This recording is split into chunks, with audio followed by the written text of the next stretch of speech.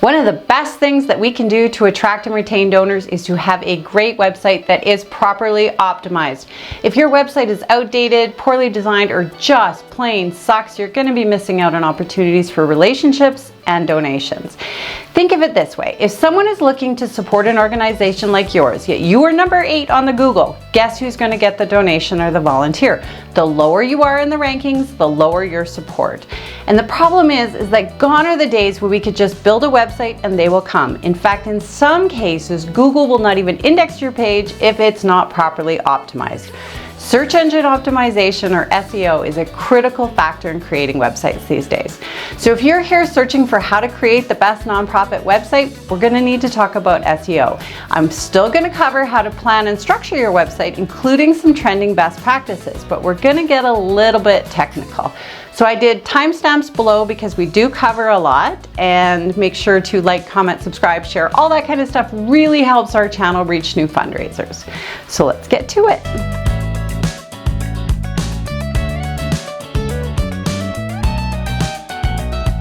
So we're going to make keyword research step 1, because before we do anything, I want to get keyword research out of the way. Even basic research is better than no research at all, and it really isn't that hard. Now, there's plenty of great videos out there if you want to geek out on this topic, but here's a super quick example. I'm going to pop over to my Google Ads account, and within that I find the tool Google Keyword Planner. Now, I'm going to start with keywords, and I'm going to type in a few examples, and I'm going to use an example of being an animal welfare organization. So I'm going to insert animal welfare, animal rights, animal rescue. I'm going to pick out a couple. Now, I should probably mention that there's a difference between short tail keywords, which is short 1 or 2 words that are highly searched, but they have way too much competition, and long tail keywords, which are more specific, like sentences, and are less searched. So I'm going to take the results that Google spits out, and I'm going to export it into a CVS file and start playing around. I'm going to sort by volume first and remove any keywords that have a low search volume. Next, I'm going to sort by competition and pick out keywords that have a lower competition. In this situation, I like the term animal shelter and synonyms of that as my primary keyword for my homepage. And I'm going to go back and I'm going to repeat this process for each of the pages that I want to create. So for example, if we have a foster program, I might use keywords like adopt a dog, cats for adoption on a separate web page under my program section. And I'll explain that a little bit more when we get to structure. Step 2 is planning and tools. And before we begin, there's a few things you're going to need aside from a keyword research tool like Google Keyword Planner. And I'll leave links in the description for some of my favorites. But you're going to need a WordPress or a Wix or a GoDaddy type platform to create your website and do your hosting. Whatever it is, just make sure it is responsive and mobile friendly. Often you get what you pay for with these web design platforms. You're also going to need a domain name. Now, most of the web design platforms offer this service, but just make sure to think long and hard about your domain. It should ideally contain one of your keywords. So again, using my animal rescue organization, I would make my domain xyzanimalshelter.com. You're also going to need graphics editing software like Canva or Photoshop to customize photos, buttons, and header images. I also have video editing software because video is becoming huge these days on websites. And any integrations that you want, like your donor database or your email system like HubSpot that connect directly to your website forms. And some extra goodies like security, speed test, audit tools, which we're going to cover along the way. Now, I'm old school, so I start every website by drawing it out, and I start with my homepage and logically think about how it will flow. So here's an example of a typical website that I just did with a template in Wix, just to show us what we're doing. Now, within our homepage, we have our header, and this is where I want my call to action, my donate button, sign up, my register. I want my logo, and I want it to be clickable back to my homepage. Obviously, we have our navigation, and I can also include any special news or some kind of call out. Within my main page, I have a great headline, 6 to 12 words. I want that hero shot or video to help draw people in. I can include impact and benefits. There's a trend nowadays where we're seeing a lot more information that used to be on separate pages that are directly on your homepage. Now, within your footer, you can have your COVID statement if it's still relevant, obviously your copyright. And nowadays we're seeing more and more websites that contain contact information right on the footer. You can also have your newsletter sign up, any social media links, and also a sitemap with quick connects. Now for our programs page, we've busted it out between animal fostering and animal adoption. Again, this is going to be very important for SEO. We also have our impact and stories.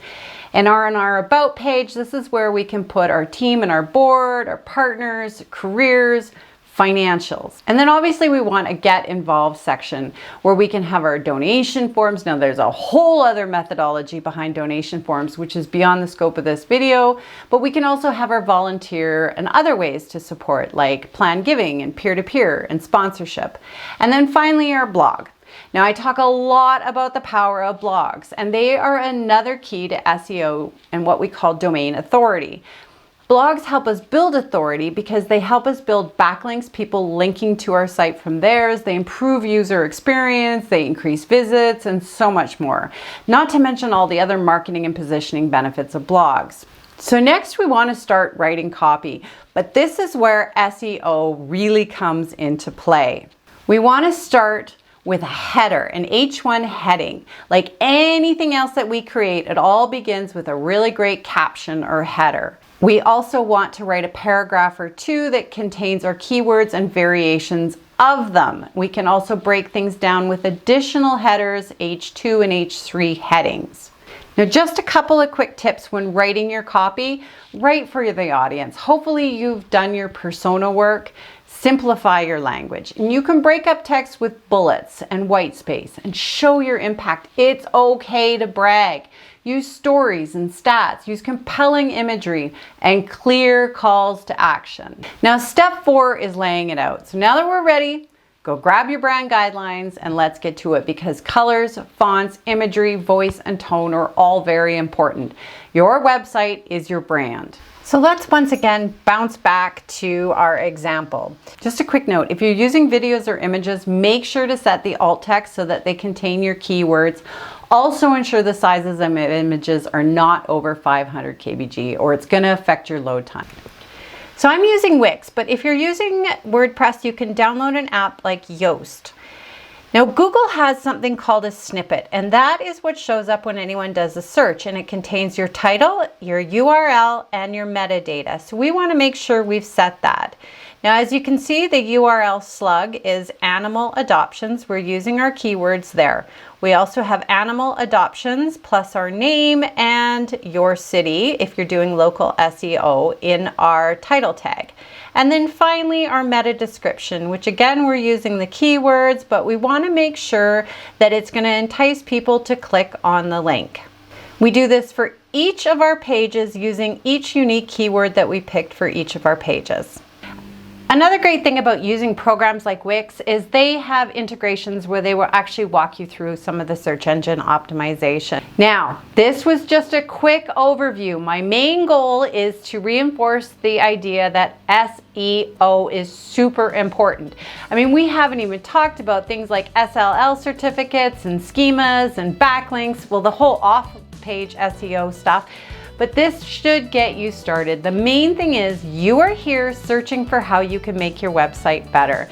As always, if you have any questions, leave them below in the comments and I'll be sure to get back to you.